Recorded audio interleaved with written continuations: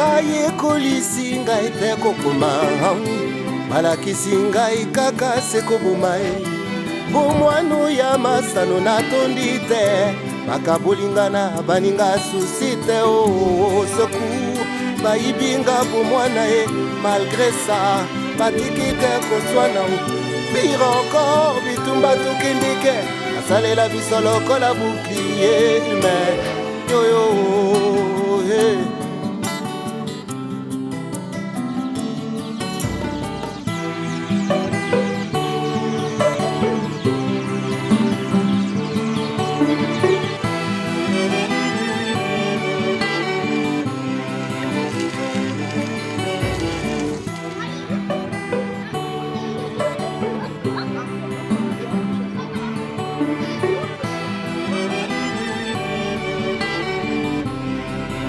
Ce matin d'avril 1994, la ville se réveille dans ce brouillard quotidien qui recouvre le volcan. Le calme. Mais c'est un calme précaire, car une bombe couve dans cette partie de la région des Grands Lacs.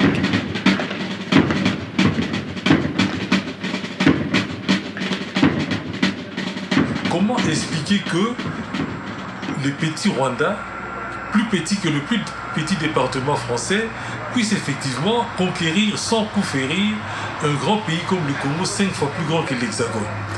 Je crois que le Rwanda a su, en tout cas le régime actuel, a su habilement profiter de la coopération militaire, notamment avec l'Ouganda, mais surtout les États-Unis d'Amérique. La crise du Congo commence très probablement avec l'attaque de l'armée patriotique rwandaise en 1990, lorsque Paul Kagame et ses hommes avaient décidé de s'emparer du Rwanda par les armes. Avant l'invasion du Rwanda en 1990, le FPR n'existait pas. Il faisait partie de l'armée ougandaise, mais ils étaient des Rwandais qui avaient grandi en Ouganda et qui parlaient anglais. Ils ont envahi le Rwanda en 1990 et en se séparant de l'armée ougandaise, ils ont été défaits. Ils sont retournés dans la brousse. Paul Kagame, qui avait été entraîné à Fort Leavenworth, est revenu et a pris le commandement. À l'époque, M. Paul Kagame était directeur des services de renseignement en Ouganda. Il a été formé aux États-Unis et c'est au moment où il était en train de suivre sa formation aux États-Unis qu'il est venu sur le terrain pour diriger l'attaque contre le Rwanda. Ils sont passés d'une armée anéantie en 1991 à février 1993 à une armée 10 fois plus grande qui était bien équipée, bien fournie, bien organisée et capable de dominer tout le pays, selon le général Dallaire et non pas selon moi. Et ils l'ont démontré avec une attaque en février 1993 qui a presque pris la capitale. Ils sont donc devenus une force armée importante en 2 ans. Leur objectif était de s'emparer de tout le pouvoir au Rwanda. Cette attaque avait été arrêtée par l'intervention des éléments de la division présidentielle congolaise du président Mobutu. Et à cette occasion, la France a fourni des hélicoptères de combat qui ont permis d'empêcher l'invasion du Rwanda et le fait de pouvoir renverser le président Habyarimana. Dans la nuit du 28 au 29 octobre 1993, 60 Hutus sont assassinés dans une des zones contrôlées par le FPR. C'est déjà le début du génocide. L'armée patriotique rwandaise revient à la charge en 1994. Finalement, les négociations d'Arusha sont intervenues et l'attentat du 6 avril est arrivé. Les négociations d'Arusha visaient tout simplement à permettre un partage du pouvoir entre les rebelles Tutsis et le gouvernement d'Habyarimana, mais le FPR, qui depuis 1990 a pour objectif de s'emparer de l'ensemble du pouvoir, n'a pas accepté les négociations d'Arusha et donc a organisé l'attentat du 6 avril 1994, à la suite d'une réunion qui a eu lieu à Dar es Salaam. Le président du Rwanda et celui du Burundi tués dans un attentat. Leur avion a été pris pour cible par des tirs de roquettes alors qu'ils allaient atterrir à Kigali. Depuis l'annonce de cet attentat, des affrontements interethniques très violents ont repris et on vient de l'apprendre. Le Premier ministre du Rwanda et 3 observateurs militaires de l'ONU ont été tués. L'objectif était de faire assassiner 3 présidents en même temps, le président du Burundi, le président du Rwanda et le président de la République démocratique du Congo, à l'époque le Zaïre. Et donc les services de sécurité du président Mobutu l'en ont empêché, il n'est pas parti. L'ONU a des preuves depuis 1997 que Paul Kagame était responsable de l'assassinat de 2 présidents et de son ancien chef d'état-major. Théogène Rudasingwa est parti en exil et a avoué que le FPR avait assassiné le président et que lui-même était impliqué dans cette dissimulation depuis 15, presque 20 ans. Donc, l'idée que l'assassinat du président par cette armée agressive et invasive soit une stratégie politico-militaire semble bien établie. Cet attentat déclenche la guerre entre les 2 camps, l'armée gouvernementale rwandaise et les rebelles du FPR de Paul Kagame, soutenus par l'Ouganda.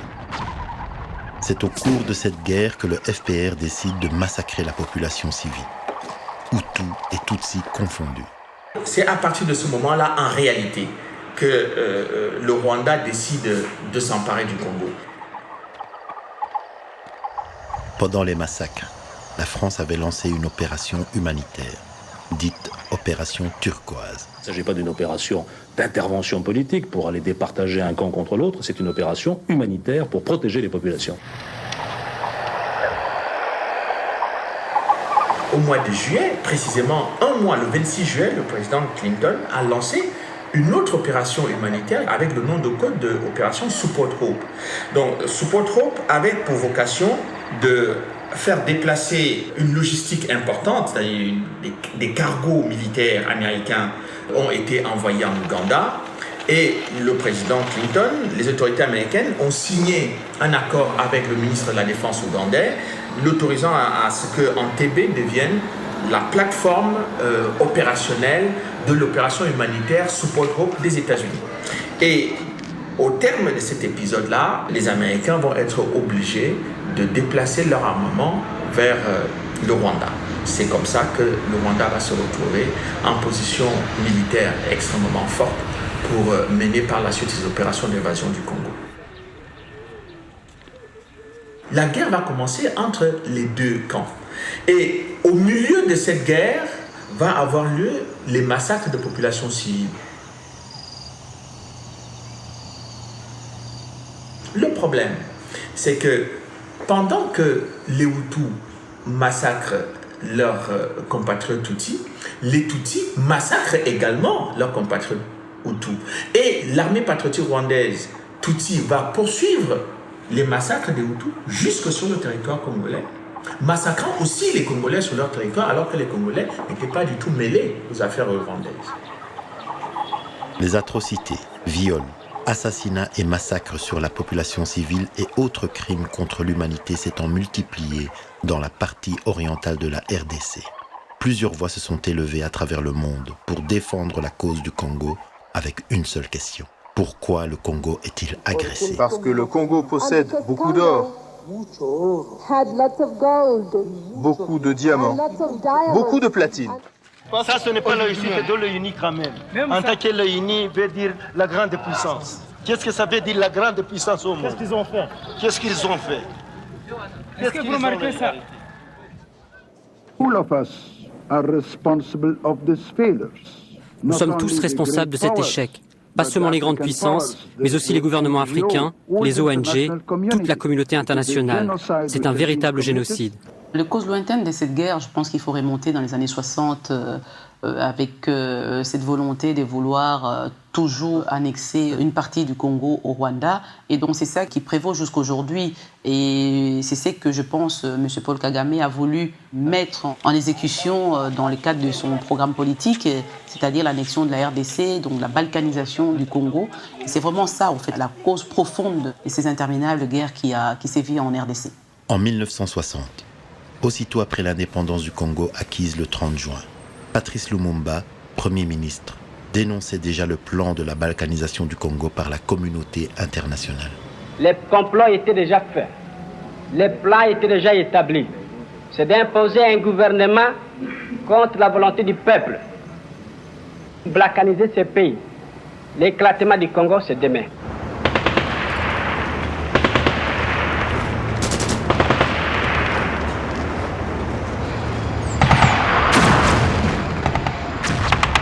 Sous le regard du colonel Joseph Désiré Mobutu, avec l'aide de la CIA, des Belges et la complicité des Congolais, il est arrêté et assassiné au Katanga, dans le sud du Congo. Son corps n'a jamais été retrouvé et n'a jamais eu de sépulture. Le plan de balkanisation échoue, car Mobutu prend le pouvoir et il obtient tout le soutien de la communauté internationale.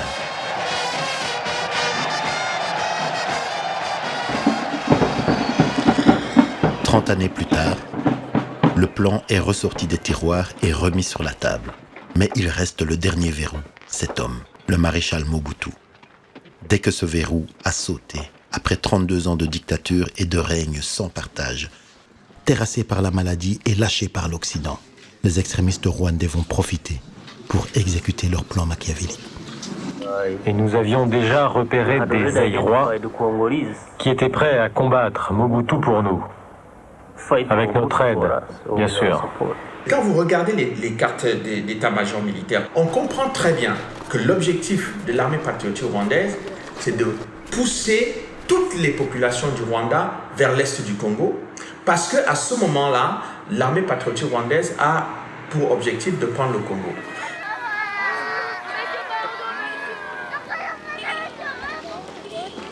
Fuyant les massacres et assassinats bien ciblés, la population rwandaise est obligée de se réfugier à Goma et Bukavu, en République démocratique du Congo. Plus d'1 million de personnes se sont retrouvées concentrées dans un espace aussi réduit, favorisant la transmission du sida, provoquant des épidémies de choléra et autres maladies.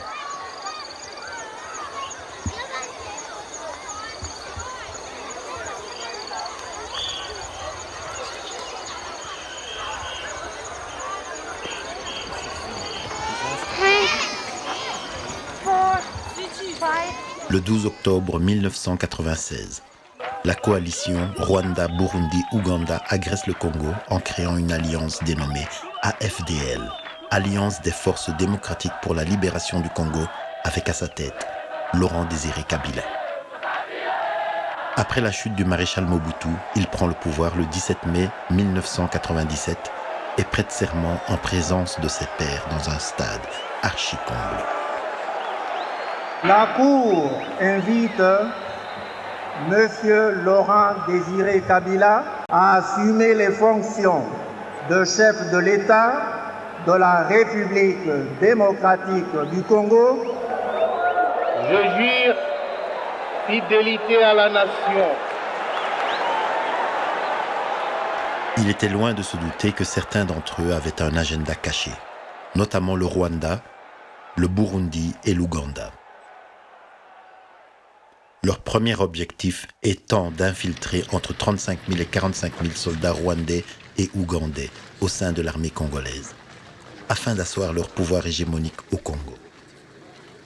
C'est à l'époque où Laurent Désiré Kabila est chef de l'État. Nous avons comme ministre des Affaires étrangères quelqu'un que les Congolais ont identifié comme n'étant pas congolais mais comme étant rwandais et qui est venu lui dire à la télévision « Je suis congolais ». Nous sommes des Congolais, on ne sommes pas des Congolais. Le 2 août 1998, le Congo est encore agressé par le Rwanda, le Burundi et l'Ouganda, ce qui consacre définitivement la rupture entre Laurent Désiré Kabila et ses anciens alliés. Et le Congo résiste grâce à l'intervention de l'Angola, le Zimbabwe et la Namibie. Les dirigeants du Rwanda tiennent le Congo pour une colonie, un domino, où ils vont nommer les dirigeants de notre peuple et où ils vont se servir gracieusement, impuniment, comme vous les avez vus, lorsqu'alliés à nos forces de libération, ils se sont livrés ici à une série de crimes que nous avons décrier. Profitant de ses appuis, le Rwanda déclenche une tentative de coup d'État contre Laurent Désiré Kabila, en tirant sur la population civile. La secrétaire d'État américaine, Madeleine Albright, fait alors pression sur le pouvoir de Kinshasa. Même dans une société radicalement injuste, on n'a jamais rien vu de tel. Vous êtes agressé chez vous. Vous réagissez en légitime défense. Et c'est vous qui êtes condamné. Moi, je vous ai toujours dit, avec la Albright, j'ai dit, Madame, vous vous rendez compte, quand on a déclenché le fameux coup d'État là, le lendemain, c'est elle qui sonne pour dire, Monsieur Kabila, nous ne sommes pas d'accord avec l'extermination des Tutsis. Le lendemain du coup d'État. Où est-ce que vous les avez vus exterminer? Mais madame, mais vous êtes malvenue. Ces agresseurs viennent nous agresser et vous dites que nous sommes en train de les exterminer. Vous voulez donc qu'on croise le bras, que viennent faire? C'est vous qui les avez envoyés en mission ou c'est quoi?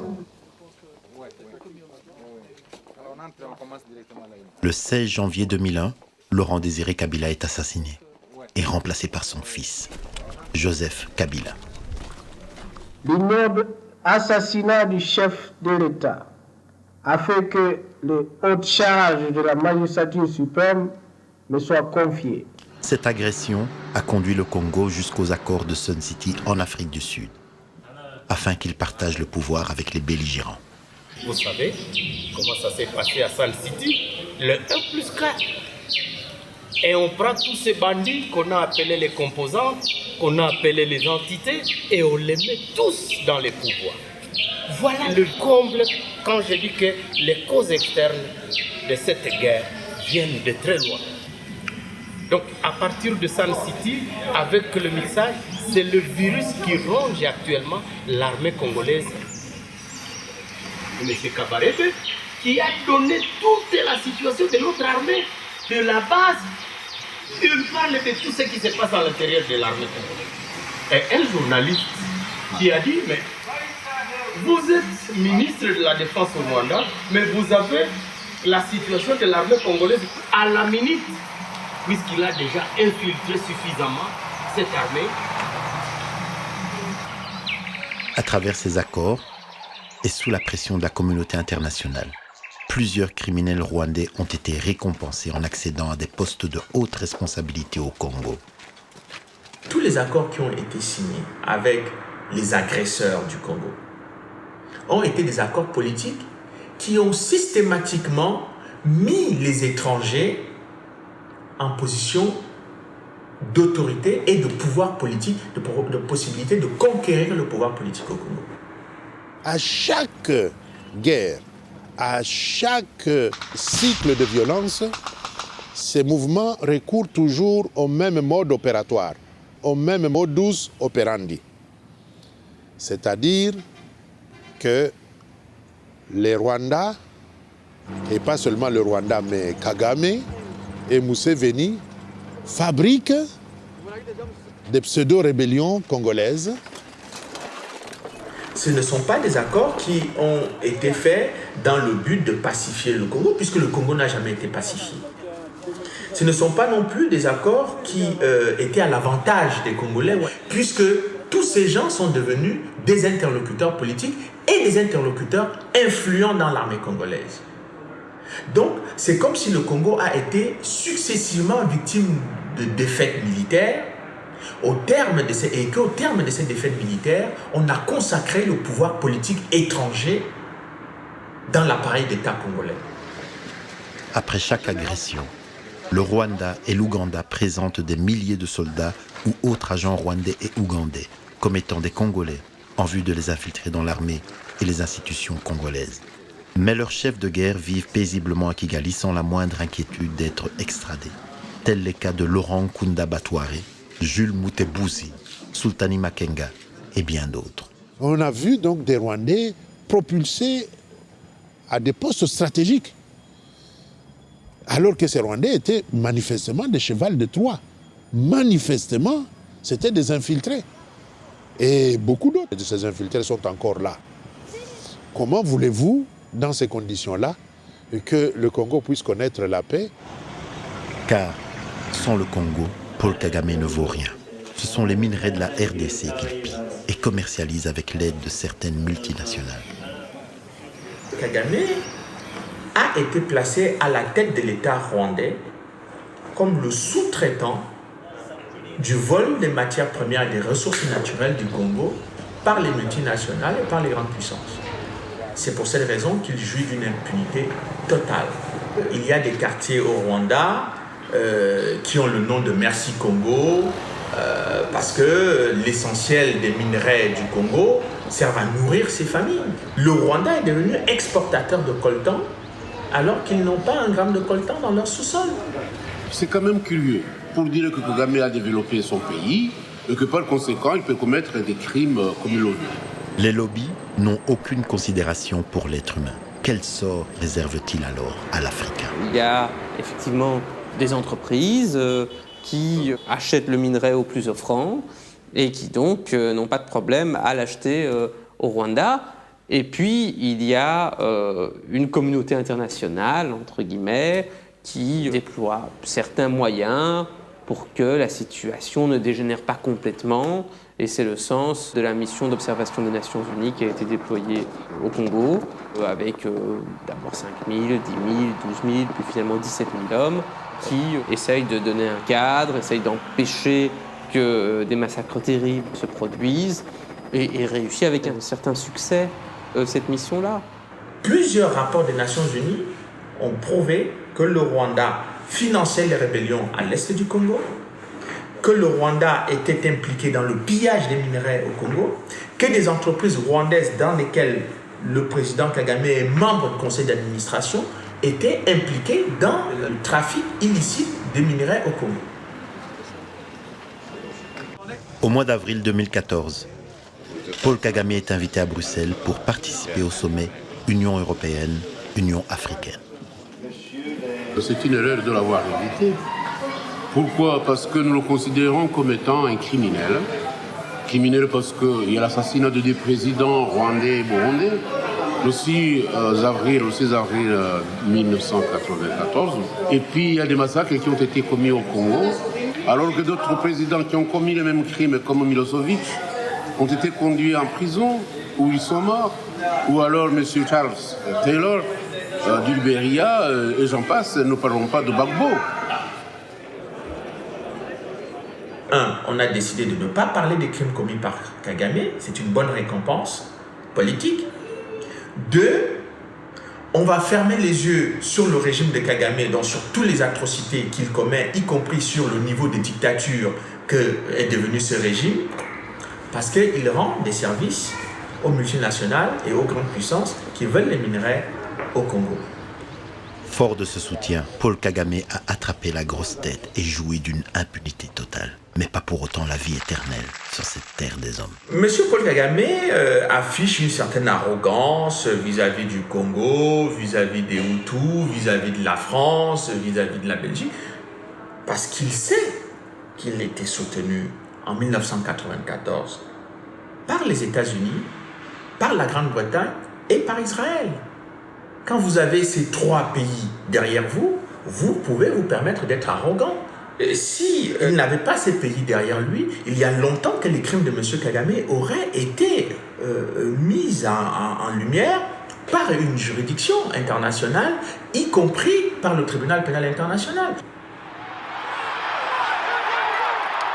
Le Congo a tendu la main au Rwanda en invitant le président Paul Kagame aux festivités marquant le 50e anniversaire de son indépendance. Non seulement Paul Kagame fait attendre toutes les personnalités conviées à cette cérémonie, notamment le roi des Belges. Il arrive en retard et affiche publiquement un mépris à l'égard de ses hôtes en lisant un magazine en plein défilé du cinquantenaire du Congo, avec une arrogance qui ne dit pas son nom.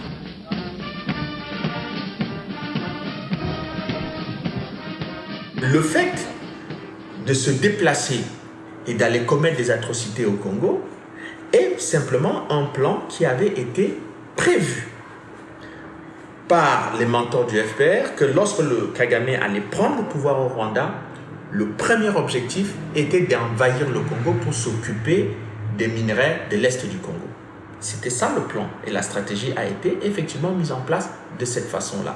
Notre commission sénatoriale belge a conclu sans ambiguïté possible qu'au moins 3 mois avant le début du génocide, la Belgique, la France, les États-Unis et le secrétariat des Nations Unies avaient connaissance de l'existence d'un plan de génocide ou de massacre à grande échelle.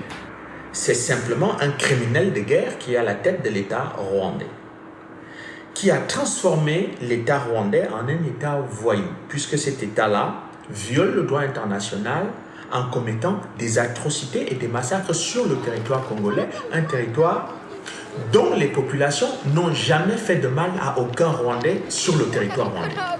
Beaucoup de crimes qui ont été commis en 1994 ont été commis par des éléments Tutsis de l'armée patriotique rwandaise et on les a imputés à des Hutus. Donc, si on mène des enquêtes, si on travaille dans cette direction aussi, on va constater qu'il y a certains Hutus qui ont été accusés d'avoir commis des massacres contre des Tutsis, alors que c'est les éléments de l'armée patriotique rwandaise qui ont tué les Tutsis. Le FPR de Kagame dit par exemple que des bébés de 4 ans ont planifié un génocide. Des enfants de 4 ans, des femmes qui fuyaient vers le Congo avec leur bébé dans le dos, et ont planifié un génocide. C'est absurde. Donc on est dans une situation où, puisque la communauté internationale a désigné d'office les coupables comme étant les Hutus, alors personne ne veut regarder ce que faisaient les éléments Tutsis de l'armée patriotique rwandaise pendant cette période. Too many people are suffering. Too many people are sad. Too little people got everything. Kagame avait porté son choix sur des chefs de guerre qui n'auraient pas d'état d'âme vis-à-vis des Congolais. Kunda Batware, Bosco Ntaganda, Jules Mutebuzi et bien d'autres, afin qu'ils accomplissent sa sale besogne au Congo. North, south, east and west, remake the world. Gotta prove that you're the best. Remake the world. Be you black, be you white, yeah. Ces agresseurs sèment la terreur pour pousser les populations congolaises à quitter définitivement leur village, avec des enfants en bas âge parcourant des centaines de kilomètres à pied, et parfois même pieds nus.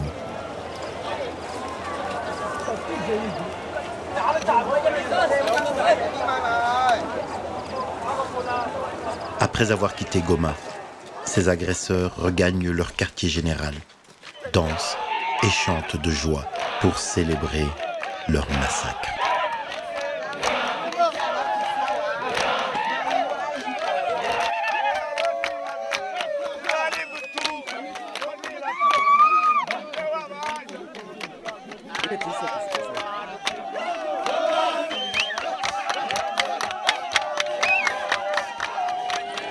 Suite à toutes ces atrocités quotidiennement vécues, même les plus jeunes sont traumatisés en entendant le nom de Paul Kagame. Cette guerre qui fait le bonheur des uns fait aussi le malheur des autres. Baouma a 10 ans.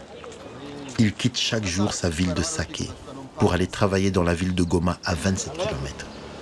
Il fait ainsi 54 km à pied tous les jours pour gagner $5 et ainsi faire survivre le reste de sa famille. Il n'est qu'à mi-chemin du retour. Saké est encore loin, très loin, derrière ces montagnes, à 3 heures de marche.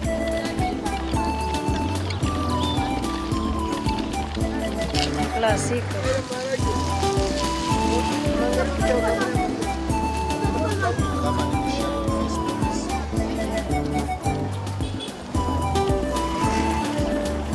Le mensonge que le FPR a imposé au monde entier fait que aujourd'hui, certains Tutsis commencent à ouvrir les yeux, à se rendre compte que non seulement ils ont été victimes des Hutus qui les ont massacrés, mais ils ont d'abord été victimes de l'action du FPR qui avait besoin de leurs cadavres pour justifier sa prise de pouvoir.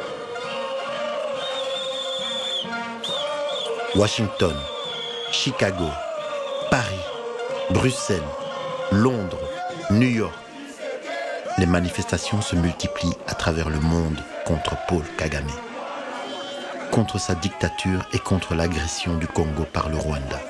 À Goma, la population manifeste contre Paul Kagame, mais aussi contre les autorités locales, pour ne pas l'avoir assez protégé.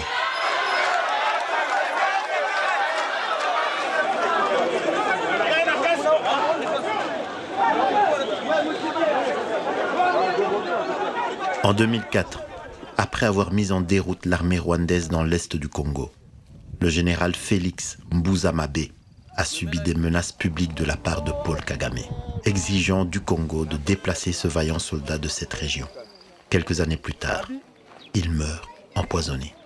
Les femmes ont été la cible première de cette guerre. Pourquoi? Parce qu'on a voulu déstructurer toute une société et la décimer pour demain, vider en fait le Nord Kivu de sa population et pour pouvoir implanter une nouvelle population qui viendrait du Rwanda et de ces faits demain dire voilà, ce sont les Rwandais qui sont majoritairement installés dans le Nord Kivu et de ces faits-là, on évoquerait alors les droits des peuples et ça permettra tout doucement comme ça de pouvoir annexer le Nord Kivu au Rwanda comme certains l'ont demandé. Le président Sarkozy a dit qu'il fallait que le Congo partage ses richesses et ses territoires avec le Rwanda.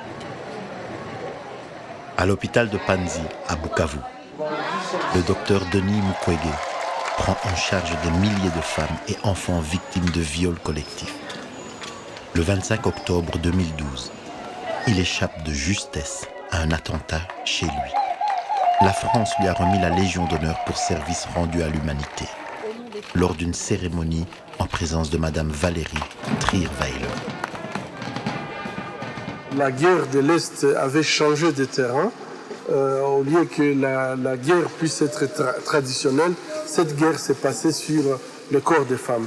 Nous avions eu des bébés même de 2 ans, violés par des adultes. Et nous avions eu des grands-mères de 80 ans.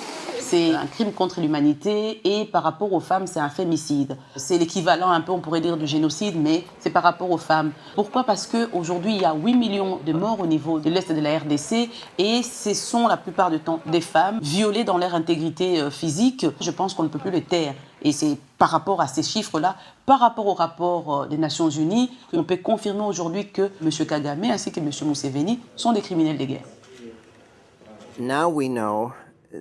Maintenant, on sait que le tribunal de l'ONU pour le Rwanda est le seul tribunal international de l'histoire, et j'espère le dernier, qui a été obligé de poursuivre les 2 camps dans une guerre, mais qui finalement n'en a poursuivi qu'un seul.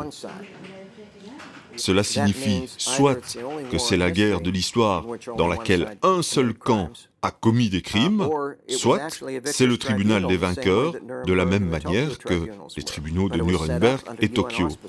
Et sa mise en place a été orchestrée par l'ONU.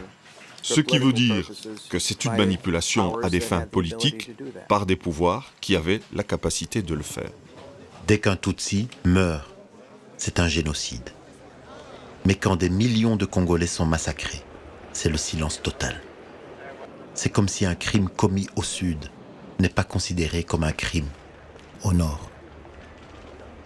Carla Del Ponte m'a confié, lorsque je l'avais rencontrée à La Haye avant qu'elle ne soit évincée, elle m'a dit que Kagame lui a clairement dit que vous n'êtes pas venu ici pour mettre en accusation les éléments de l'armée patriotique rwandaise.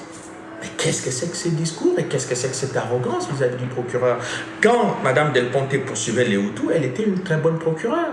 Quand elle a voulu poursuivre les éléments Tutsis de l'armée patriotique rwandaise, elle est devenue une mauvaise procureure et on a décidé de l'évincer. Et c'est avec l'aide des États-Unis, de la Grande-Bretagne, que Mme Carla Del Ponte a été évincée du tribunal. Et avec la complicité de Kofi Annan, qui lui a refusé complètement que le rapport Gersony, qui était le rapport d'un expert américain, soit versé au dossier pour que les poursuites puissent être diligentées contre les rebelles Tutsis de l'armée patriotique rwandaise. Voilà la vérité. Le tribunal a reçu le mandat d'enquêter sur tous les crimes qui ont été commis au Rwanda du 1er janvier au 31 décembre 1994, y compris l'attentat, mais on a enlevé l'attentat du calendrier du tribunal et on a enlevé tous les crimes qui ont été commis par la rébellion Tutsi de Paul Kagame. Aujourd'hui, comme jamais auparavant, nous voyons la justice internationale en action. Quand Carla Del Ponte a accumulé des preuves, le procureur du tribunal a accumulé des preuves impliquant M. Kagame et ses hommes, elle a été renvoyée purement et simplement de son poste de procureur du tribunal pénal international. Donc on est là devant une mascarade judiciaire, devant un tribunal politique qui juge une partie et écarte l'autre partie de façon totalement arbitraire et sans aucune logique judiciaire. En juin 2000, se disputant le leadership au Congo, les armées rwandaises et ougandaises s'affrontent en pleine ville de Kisangani, causant des dégâts humains et matériels très lourds. C'est la guerre des 6 jours. Cette barbarie fut condamnée par la Cour pénale internationale, qui imposa à l'Ouganda de payer à la RDC 10 milliards de dollars. En revanche, le Rwanda, qui avait refusé de ratifier le traité de Rome, a pu être exonéré. On n'a jamais fait justice au Congo. On n'a jamais puni les assassins. Même là où il s'est agi des crimes imprescriptibles, notamment des crimes de génocide, des crimes contre l'humanité ou des crimes de guerre, eh bien, on a chaque fois recouru à des amnisties ou à l'impunité tout simplement.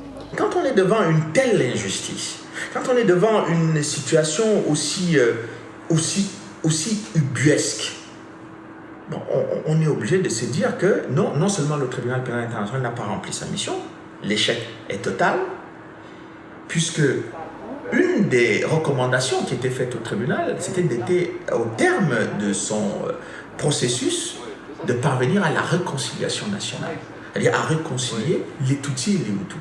Mais comment pouvez-vous réconcilier les Tutsis et les Hutus si vous n'avez choisi de poursuivre que les Hutus en laissant tous les crimes commis par les Tutsis contre les Hutus?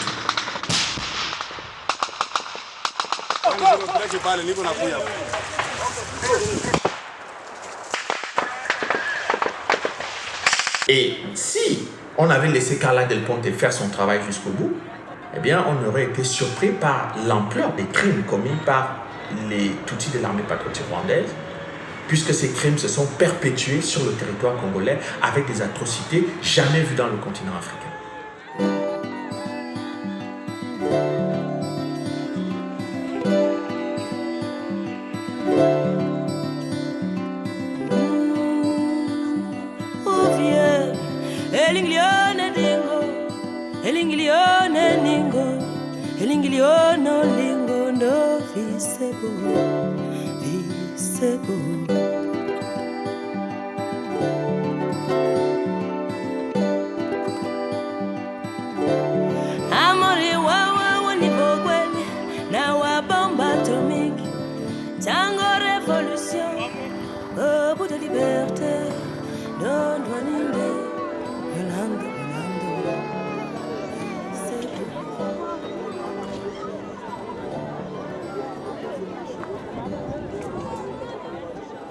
Kagame joue avec les Hutus, il joue avec les populations rwandaises, il ramasse des cadavres, des crânes de Hutus, des ossements de Hutus, il les expose. Comment vous arrivez à reconnaître le crâne d'un Tutsi du crâne d'un Hutu?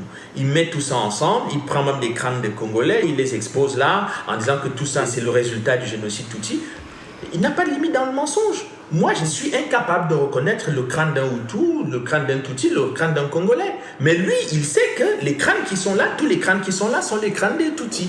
Qu'est-ce que vous pouvez faire avec un tel niveau de mensonge et de cynisme?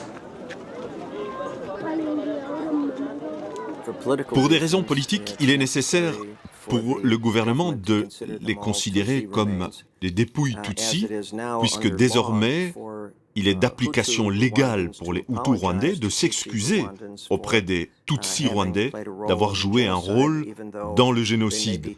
Même s'ils étaient peut-être trop jeunes pour avoir participé aux actions à ce moment-là, c'est en fait une question de culpabilité collective qui est imposée à la majorité Hutu. En utilisant l'argument du génocide, Paul Kagame a fait taire toute possibilité qu'on comprenne comment il est arrivé au pouvoir et quelles étaient ses ambitions par rapport au Congo. Parce que sans le génocide, la prise du pouvoir de Kagame par la force n'est pas crédible. Elle ne peut pas être crédible. Et elle serait considérée simplement comme un coup d'État militaire, brutal et violent, qui mériterait un jugement. C'est cependant quelque chose que personne ne peut reconnaître, sinon on se retrouverait dans la même situation que Mme Ingabire lorsqu'elle est sortie de l'avion, et elle a demandé où étaient les monuments aux morts des victimes Hutus du génocide. Au départ, Mme Ingabire était accusée d'idéologie génocidaire pour avoir dit que tous avaient été victimes du génocide, autant les Hutus que les Tutsis. Donc, je suppose qu'à la base, il s'agissait d'une accusation de déni de génocide. Quoi qu'il en soit, après les élections de 2010, avec la victoire écrasante de Kagame, et après la dénonciation de ces élections par le département d'État d'Obama comme n'étant pas des élections en règle, Mme Ingabire a encore été arrêtée puis poursuivie en justice et à travers plusieurs procédures judiciaires et va maintenant purger une peine de presque 20 ans de prison pour des accusations de complot pour renverser le gouvernement et pour son négationnisme face au génocide. Mais son crime majeur est sans doute sa course à la présidence soutenue par les opposants de Kagame.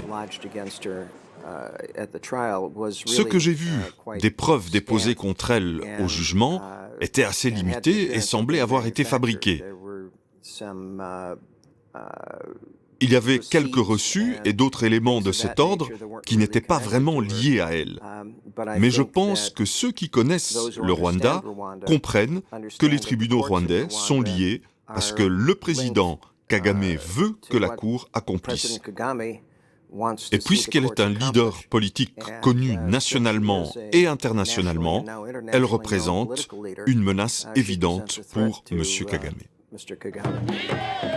Le pouvoir de Paul Kagame est aujourd'hui considéré comme un régime néo-nazi tropical. Tous les rapports démontrent et considèrent Paul Kagame comme le plus grand criminel de guerre en vie. Tous les Tutsis qui savent ce que Kagame a fait méritent d'être tués.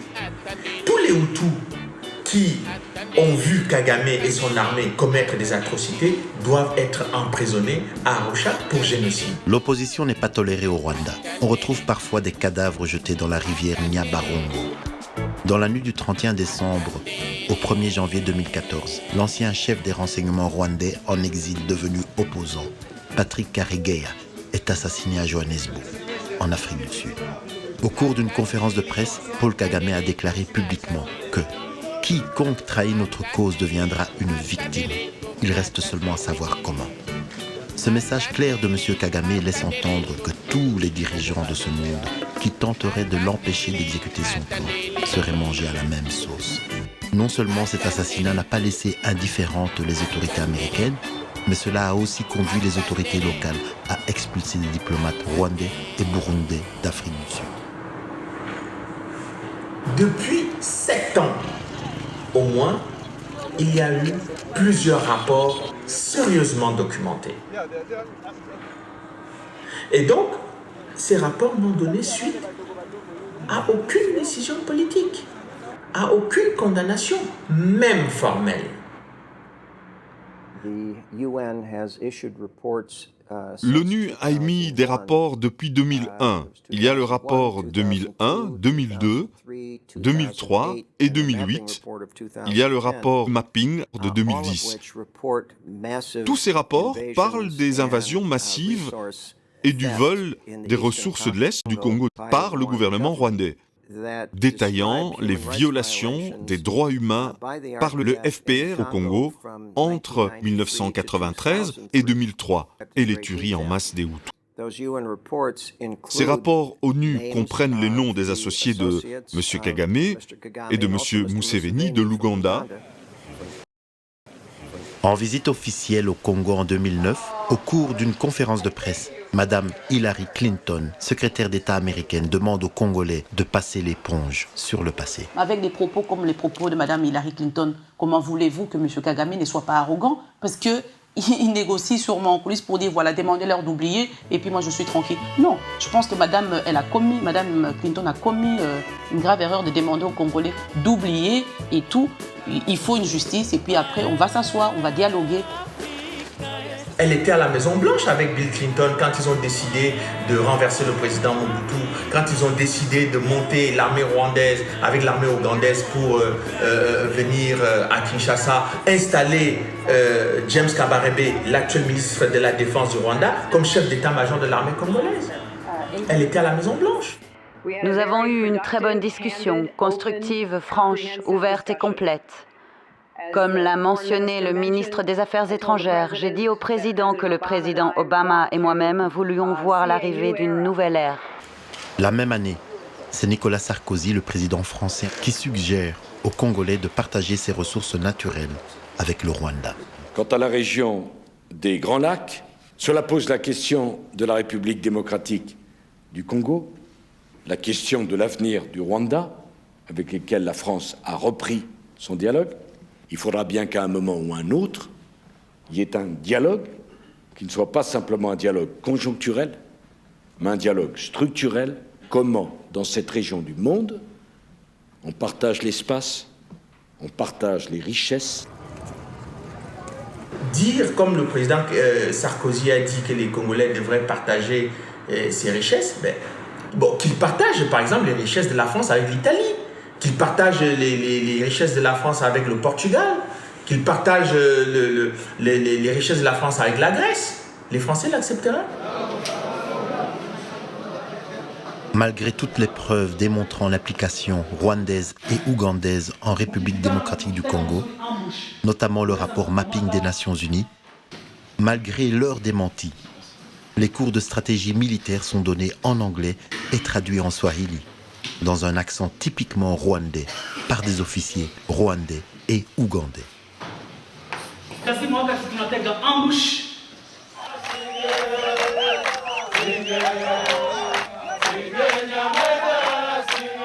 Si une fois ces contingents sud-africains, tanzaniens et Malawi viennent à nous attaquer dans nos positions, nous sommes prêts à les pondre.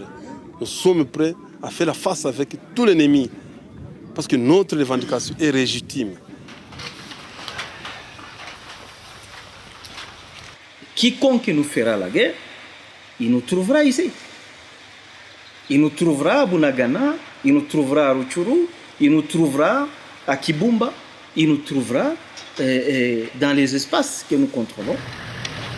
Alors que les militaires du mouvement M23 se lancent sur la ville de Goma et ses environs. Ils finissent par se retirer le 30 novembre 2012 sous la pression de l'ONU et suite à un appel du président américain Barack Obama à Paul Kagame, lui exigeant la cessation immédiate de tout soutien au M23. Les gouvernements de Kinshasa s'insurgent contre toute possibilité de formaliser la trêve que nous observons depuis que nous avons quitté la ville de Goma en date du 31 novembre 2012. Et pour comble, ils inventent sur un document officiel la date du 31 novembre qui n'existe dans aucun calendrier. M23 is not a government. M23 is one armed group, illegal. Le M23 n'est pas le gouvernement, c'est un groupe armé illégal. With one long list of crimes. Avec une longue liste de crimes. Mais qui est Paul Kagame ? Il a d'abord été formé en Ouganda par Museveni, dont le travail de fin d'études en Tanzanie était basé sur le thème de la violence. Museveni avait conclu à l'époque dans son mémoire que son modèle était Adolf Hitler. Yoweri Museveni est le premier mentor de Paul Kagame.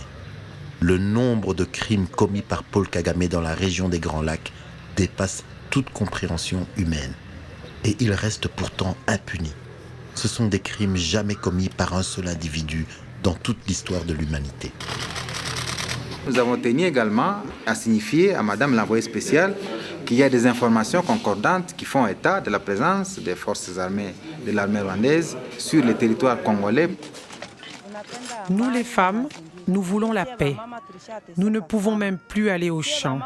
Lorsque nous nous y rendons et que l'on se retrouve en face de rebelles, ils nous violent. Tant les femmes de l'Est ou les gens qui habitent la région des Goma, les associations Human Rights Watch l'avaient dénoncé, mais personne n'a voulu y croire jusqu'au moment où il y a eu ces rapports des Nations Unies qui a cité nommément M. Kagame et M. Museveni dans cette guerre qu'aujourd'hui on semble croire qu'en effet Rwanda et l'Ouganda sont à la base des différentes rébellions ou guerres d'invasion qui sévit à l'est de la RDC. Nous ne pouvons regarder nos sœurs de cette région du Congo se faire violer. Elles se font souiller, nos enfants se font tuer. En tant que femmes africaines, nous ne pouvons plus regarder et laisser continuer de telles atrocités. Ici, j'ai pu voir, grâce à mes expériences et mon temps passé au Congo, comment les groupes armés ont maltraité la population. Le rapport du secrétaire général fait état des informations crédibles selon lesquelles le M23 a continué à recruter et est redevenu actif dans l'Ituri. Ce mandat nous oblige d'aider le gouvernement congolais de rétablir l'autorité de l'État dans chaque mètre carré du pays.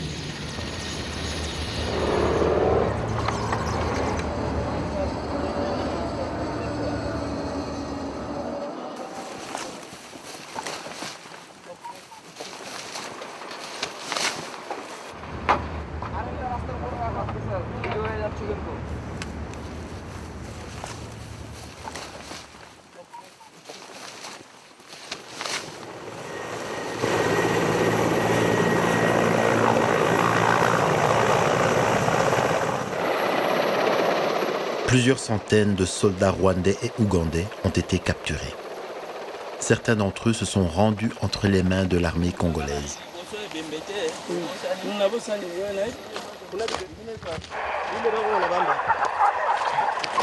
Les FRJ a regagné la possession à Chansu.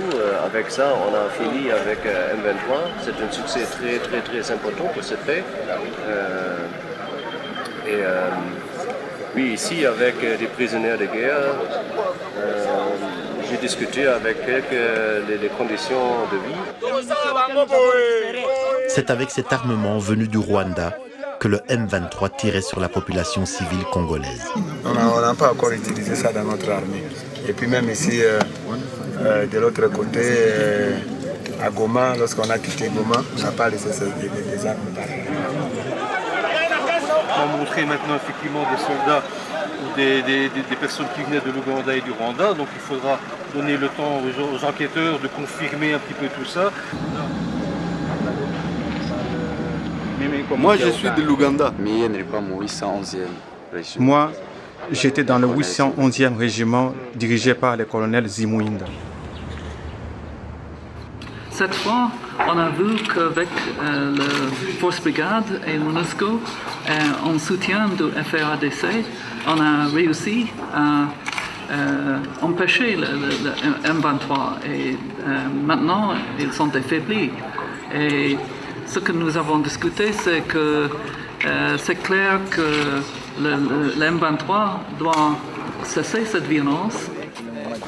La République ne peut pas accepter d'intégrer au sein de son armée des étrangers pour ne pas y créer encore d'autres infiltrés. Donc c'est ça, au niveau du gouvernement congolais, on rejette totalement la déclaration du porte-parole de l'armée ougandaise faisant état de la présence de 1700 personnes auprès de Makenga. Ça pour nous c'est faux et archi-faux et c'est une stratégie de chercher à infiltrer encore une fois au sein de nos forces armées d'autres criminels. Et la Russie soutient toujours votre ligne politique pour garder toujours votre intégrité territoriale.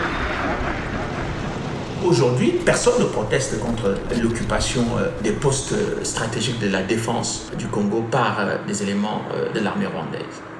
Donc je pense que les Congolais doivent les mettre tous dehors. Tous. Il faut qu'ils rentrent chez eux. Comme on dit, chacun chez soi et les vaches seront mieux gardées. Bosco Taganda, ancien militaire de l'armée rwandaise. devenu général congolais suite aux accords de paix à Mani, puis chef du M23, a pu enfin être poursuivi en tant que Congolais par la Cour pénale internationale qui avait lancé un mandat d'arrêt contre lui. Devenu donc témoin gênant pour Kigali, il s'est senti en danger et savait qu'il ne pouvait plus retourner auprès de son maître au Rwanda. Sachant que son téléphone était sur écoute, il a téléphoné au FDLR, que le Rwanda a toujours présenté comme des génocidaires, leur demandant de lui laisser un couloir pour aller vers Goma. Les services rwandais ont donc cru que Bosco Ntaganda resterait au Congo. Cependant, il est plutôt allé dans le sens inverse vers Kigali. Il est passé comme n'importe quel citoyen rwandais, traversant tout le Rwanda jusqu'à l'ambassade des États-Unis pour se rendre et se faire transférer à la Cour pénale internationale. Je peux confirmer que ce matin, Bosco Ntaganda, l'un des leaders du mouvement du M23 recherché par la CPI, s'est rendu à l'ambassade américaine de Kigali. Il réclame son transfèrement devant la Cour pénale internationale à La Haye. Il est allé à la CPI où il a déclaré qu'il voulait être interrogé dans sa langue maternelle qui était le Rwanda et où donc il a dévoilé, aussi au vu de tout le monde, il a dévoilé qu'il était rwandais. Le seul chef du M23 à avoir été mis en examen au tribunal international criminel a déclaré que son origine ethnique et sa nationalité étaient congolaises, alors que tout le monde savait qu'il était rwandais. Mais le tribunal a accepté de continuer le procès sans le considérer comme rwandais, ni comme un ancien militaire de l'armée rwandaise.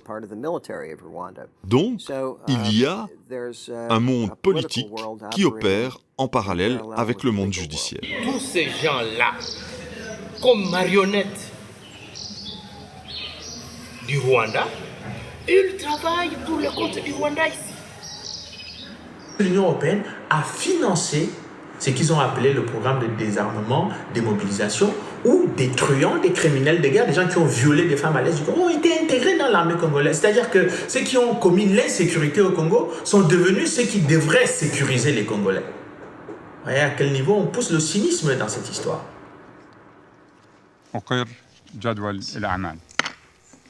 Ça fait 53, 54 ans, plus d'un demi-siècle que vous avez ces problèmes-là. Le M23, c'est vrai. On a plus de 600 rebelles du M23. Ils sont au Rwanda. On est un État de droit. Et on respecte les droits humains. On respecte les droits internationaux. Donc, il est grand temps qu'on cesse de pleurnicher. Chaque fois de venir ici, de taper sur le Rwanda. Vous étiez ici en train de clamer haut et fort, de lancer des fleurs sur le soi-disant groupe des experts, leur rapport et autres. Lisez bien ce rapport. C'est ce rapport qui dit, cher ami, que les FARDC collaborent avec les FDLR. Vous avez fait allusion à l'accord cadre de paix. On veut bien s'asseoir avec vous. On veut bien aider le Congo et les Congolais avec nos maigres moyens. Quant aux FDLR, c'est vrai. Le génocide a été commis par des Rwandais sur d'autres frères rwandais. Mais hélas, ils vivent chez vous. S'il le faut, il y a des mesures répressives qui seront prises. Donc j'espère et je souhaite que ce soit aujourd'hui, la toute dernière fois, qu'on vienne ici se lancer des pierres, comme si on n'avait pas d'autres lieux pour pouvoir régler nos propres problèmes dans les jours à venir. Donc, l'Ouganda ne fera pas de camp de concentration pour les M23. Le Rwanda de même. Je vous remercie, Monsieur le Président. أعطي الكلمة الآن إلى ممثل جمهورية الكونغو الديمقراطية. Je vous remercie beaucoup, Monsieur le Président. Je voudrais réagir à la déclaration faite tout à l'heure par le représentant du Rwanda, membre du Conseil de sécurité. Je voudrais dire, Monsieur le Président, que la République démocratique du Congo est un pays souverain qui n'a pas à recevoir les ordres du représentant du Rwanda, même s'il est membre du Conseil de sécurité. Il n'a pas à nous interdire de venir devant cette instance internationale poser nos problèmes comme le font les autres États. Ce que nous disons tout à l'heure là, ça ne vient pas de nous, ça vient des experts, Monsieur le Président, que votre organe, le Conseil, a mandaté pour aller sur le terrain.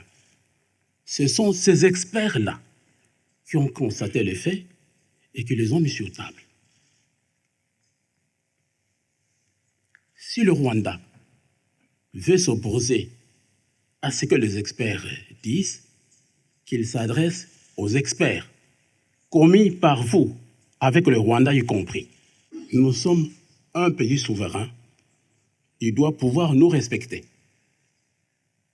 Et il doit cesser avec cette arrogance-là.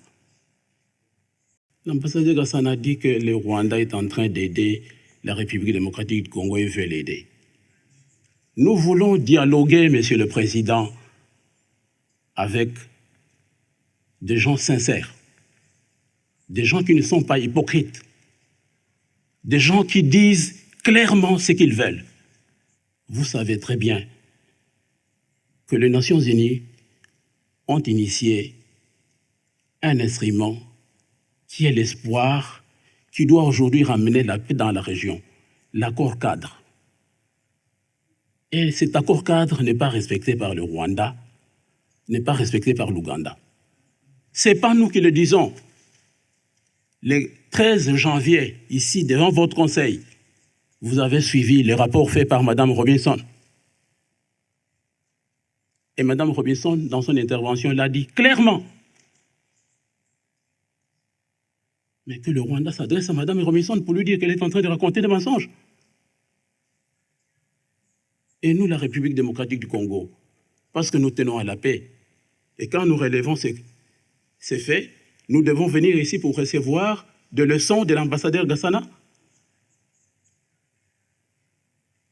Il doit pouvoir respecter notre pays. Il doit cesser avec cette arrogance-là. Vous êtes avec eux ici au Conseil tout le temps. C'est vous qui suivez vos délibérations. Mais nous savons comment ces pays se comportent ici au Conseil. Ils n'ont jamais rien accepté.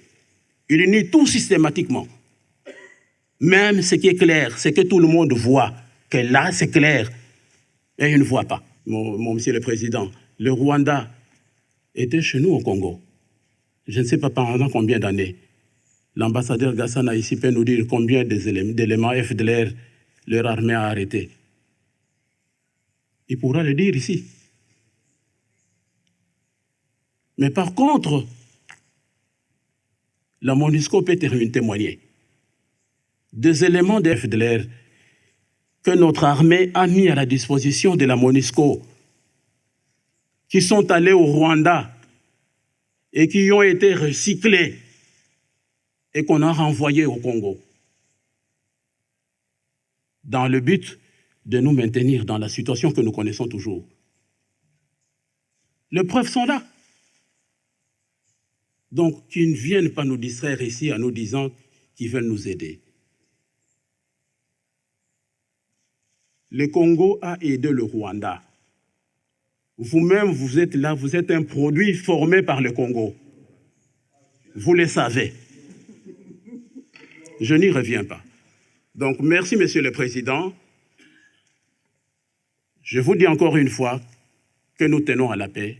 Je vous remercie infiniment. أشكر ممثل جمهورية الكونغو الديمقراطية على بيانه.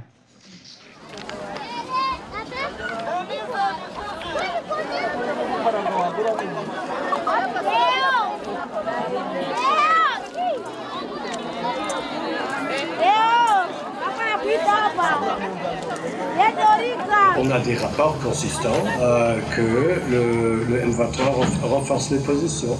Alors c'est aussi, ce sont des pièces d'information qu'on discute avec le pays voisin, le Rwanda ici, parce que c'est très important d'avoir une relation étroite et honnête et sincère sur le rôle du Rwanda ici dans l'Est.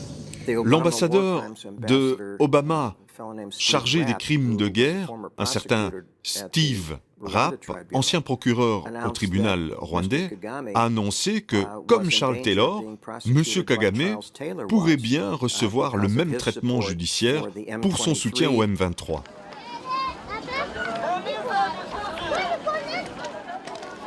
Je pense que les causes, c'est effectivement à la fois des causes politiques qui sont le désir du Rwanda de contrôler ce qui se passe de l'autre côté de sa frontière avec le Congo, et puis des appétits qui sont le fait qu'il y a ce pays immensément riche juste de l'autre côté de sa frontière, et donc c'est tentant de venir le coloniser.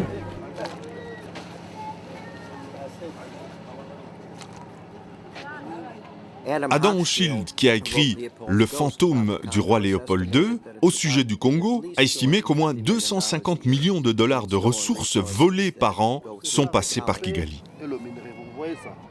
Depuis bien longtemps, des extrémistes rwandais Tutsis avaient lancé une campagne pour annexer une partie de l'est du Congo au Rwanda. J'avais été invité à l'époque sous un avocatier pour me dire nous devons décider.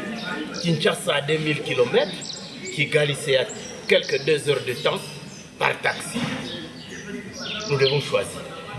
Et moi je dis, puisque chez moi à Bourora, c'est à 1 semaine de marche, il faut que je choisisse ce qui saigne comme étant chez moi et oublier ma terre natale. Qu'est-ce qui fait que, comme Kigali est plus proche de Goma, que moi je choisisse Kigali comme étant la capitale pour moi.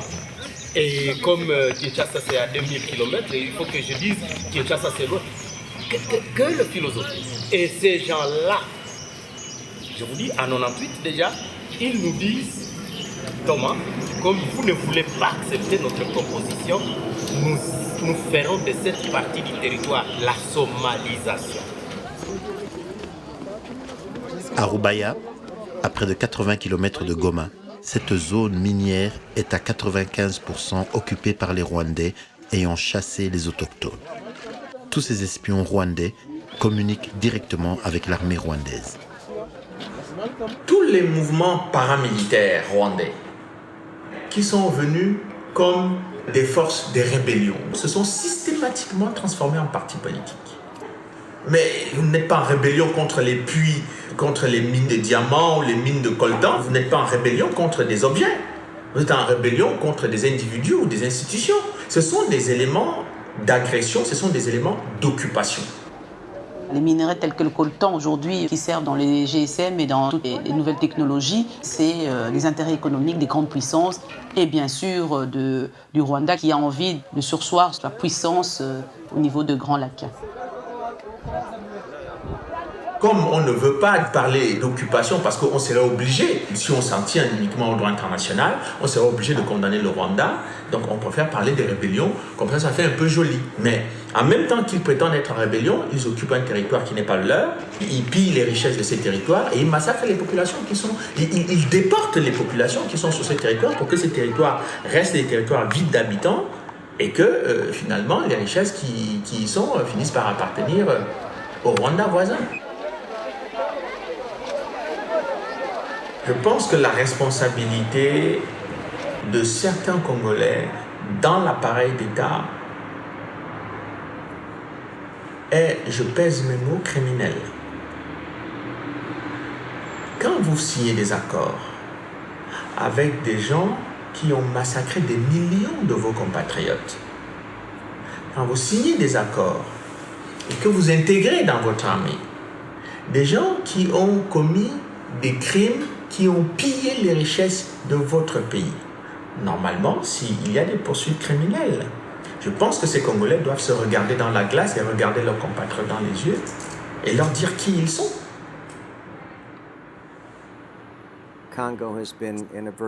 Le Congo a été en état de guerre pratiquement permanent pendant presque 20 ans. L'origine de l'invasion, bien sûr, est l'habileté de l'armée ougandaise et rwandaise à asseoir leur pouvoir en Ouganda. Ça nécessite des ressources, et ces ressources viennent de l'Est du Congo, mais aussi de l'international.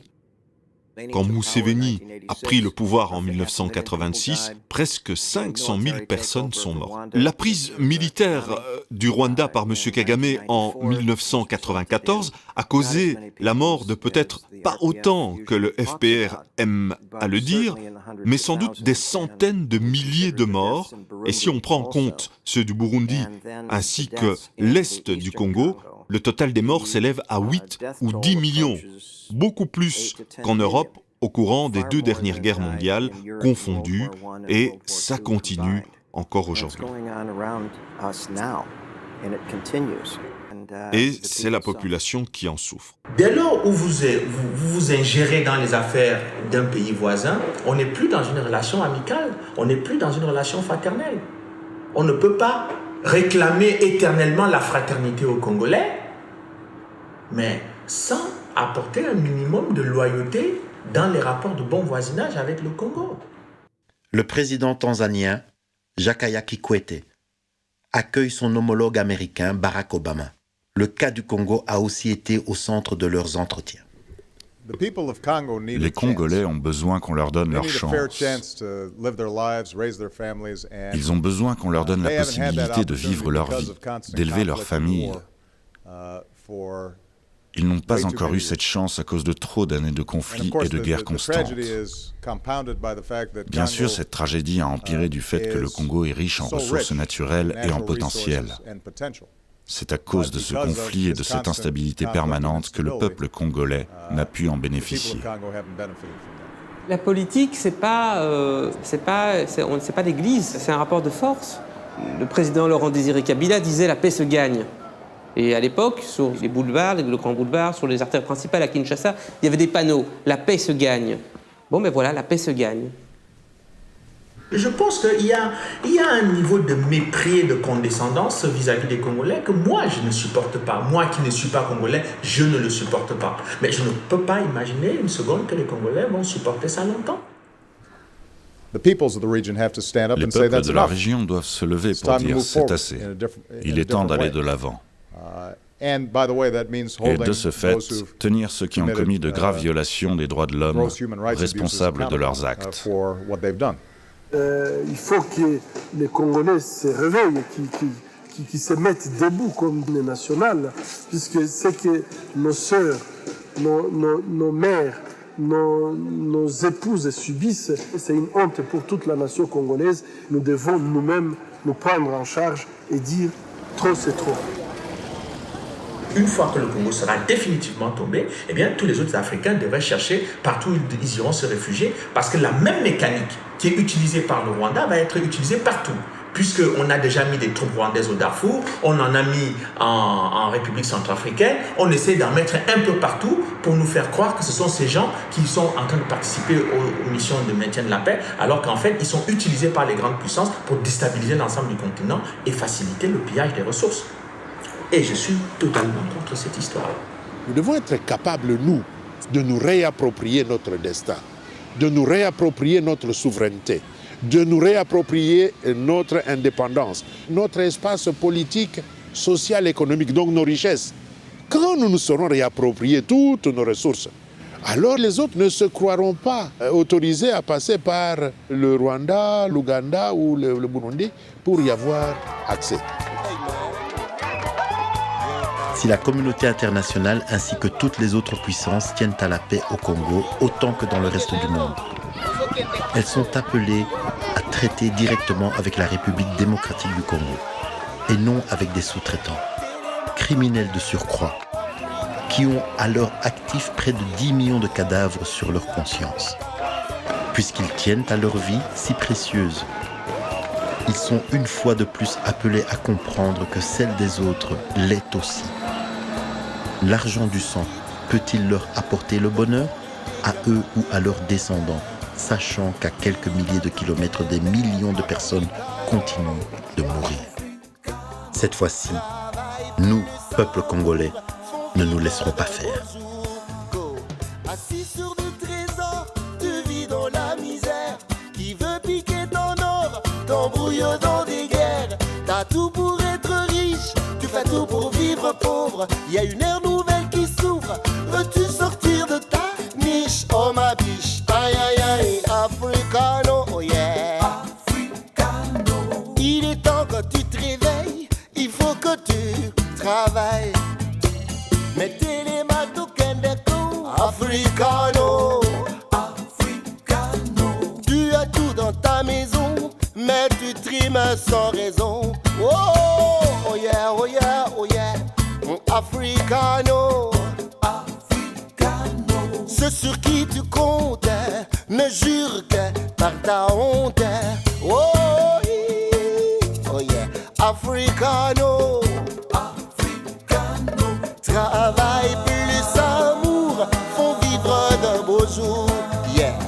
Monde a pris vitesse, Afrique a vu paresse. Alors qu'ailleurs on bouge, l'Afrique a pris refuge. Dans l'utopie du temps, le passé est meilleur. Dans l'utopie de l'espace, vivre mieux c'est ailleurs. Oh, grand bonheur, aïe aïe aïe, africano. Africano. Il est temps que tu te réveilles, il faut que tu travailles, oh yeah. Amen. Allons-y, man, yeah.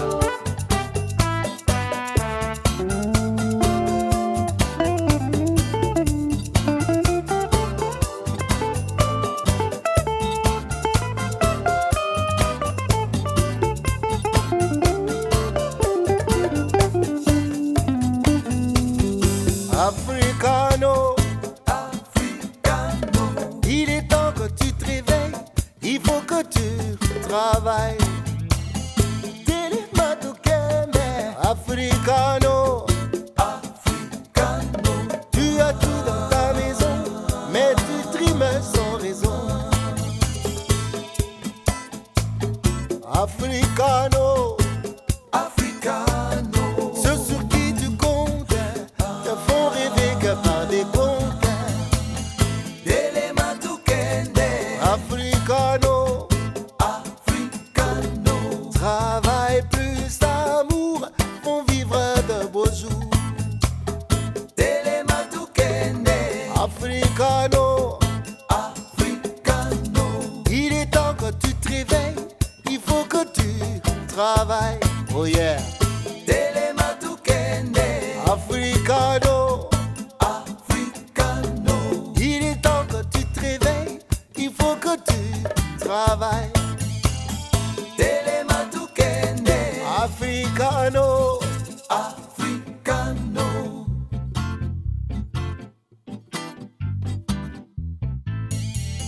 Télématukende.